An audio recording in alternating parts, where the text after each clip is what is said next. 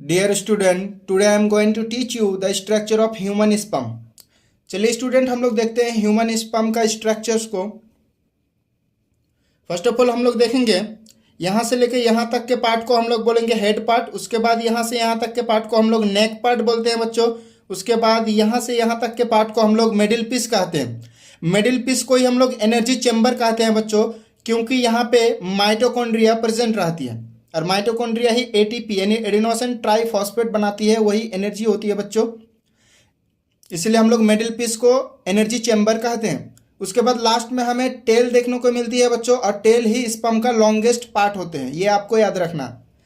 उसके बाद हमें यहाँ पे बाहर में प्लाज्मा मेम्ब्रेन देखने को मिल गई है बच्चों। अंदर की तरफ चलेंगे हम अगर तो एक्रोसोम दिखाई देगा, ऊपर से देखेंगे स्पर्म को बच्चों। तो सबसे पहले एक्रोसोम को किसने बनाया? गोल्जी बॉडी ही एक्रोसोम को बनाता है बच्चों। सेल बायो में आप गोल्जी बॉडी पढ़ चुके हैं। एक्रोसोम के अंदर हमें स्पर्म लाइसिन देखने को मिलती है। अब स्पर्म लाइसिन क्या है? तो कलेक्शन ऑफ एंजाइम, यानी एक्रोसोम के अंदर जितने भी एंजाइम होते हैं सभी को एक साथ मिला के हम लोग स्पर्म लाइसिन कहते हैं बच्चों। और ये सभी एंजाइम का काम क्या है? यानी स्पर्म लाइसिन का काम क्या है बच्चों? ये ओवम को फर्टिलाइजेशन करने में हेल्प करता है बच्चों, स्पर्म लाइसिन। अब स्पर्म लाइसिन में कौन कौन से एंजाइम होते हैं इसके अंदर हम लोग अच्छी तरीके से देख लेते हैं बच्चों। फर्स्ट ऑफ ऑल हम लोग देखेंगे हाइलुरोनिडेज एंजाइम स्पर्म लाइसिन में है। उसके बाद कोरोना पेनिट्रेटिंग एंजाइम है, जिसे हम लोग CPE कहते हैं शॉर्ट फॉर्म में। उसके बाद इनएक्टिव जोना लाइसिन या फिर प्रो एक्रोसिन है बच्चों।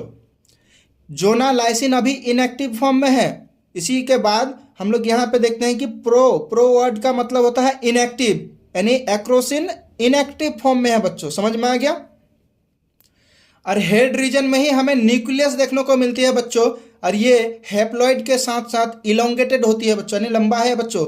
उसके बाद यहाँ देखिए हैप्लॉइड मतलब 23 क्रोमोसोम्स प्रेजेंट रहती है यहाँ पे।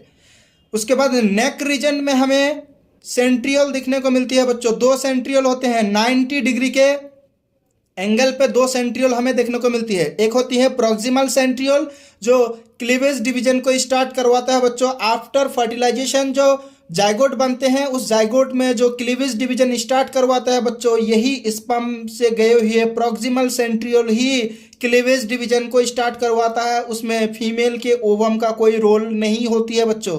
You got it? नेक्स्ट में हम लोग देखते हैं बच्चों और एक सेंट्रियोल जो है वो उसका नाम है डिस्टल सेंट्रियोल। दोनों ही एक दूसरे से 90 डिग्री पे प्रेजेंट है, राइट। डिस्टल सेंट्रियोल जो है ये फॉर्मेशन करता है एक्सोनेमा या फिर एक्सियल फिलामेंट। अब यहाँ पे एक्सोनेमा कौन है बच्चों? ये ब्लू कलर की जो लाइन हमने खींच के रखी है बच्चों, इसी को हम लोग बोलते हैं एक्सोनेमा या फिर एक्सियल फिलामेंट।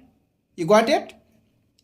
उसके बाद मिडिल पीस में हमें माइटोकॉन्ड्रिया देखने को मिली है बच्चों, और माइटोकॉन्ड्रिया को ही हम लोग नेबनकन शीथ कहते हैं। अब इसे नेबनकन शीथ क्यों कहे बच्चों? क्योंकि माइटोकॉन्ड्रिया तो प्रेजेंट है, लेकिन माइटोकॉन्ड्रिया स्पाइरली अरेंज्ड है। स्पाइरली अरेंज्ड होने की वजह से इसे हम लोग नेबनकन शीथ कहते हैं। यहाँ पे लिख भी दिए हैं बच्चों, because mitochondria arranged in spiral manner. So middle piece, यानी मिडिल पीस में जो प्रेजेंट माइटोकॉन्ड्रिया है बच्चों, उसको हम लोग नेबनकन शीथ कहेंगे। उसके बाद हमें यहाँ पे जहाँ से टेल कनेक्ट होते हैं बच्चों, उसमें हम लोगों को एक रिंग लाइक स्ट्रक्चर देखने को मिलती है, जिसे हम लोग एनुलस रिंग या फिर जेनसन्स रिंग या फिर रिंग सेंट्रियोल भी कह सकते हैं। इसका फंक्शन जो है बच्चों ये अननोन है, अभी तक पता नहीं है, राइट बच्चों। होप कि आपको स्ट्रक्चर ऑफ स्पर्म समझ में आ गया होगा बच्चों। इससे डिटेल में अगर इसी टॉपिक पर बेस्ड आपको और लेक्चर चाहिए बच्चों, तो आप हमें कमेंट में लिख सकते हैं, और आप लेक्चर्स को शेयर कीजिए अपने दोस्तों तक, और चैनल को सब्सक्राइब करके वीडियो को लाइक कीजिए। थैंक यू बच्चों।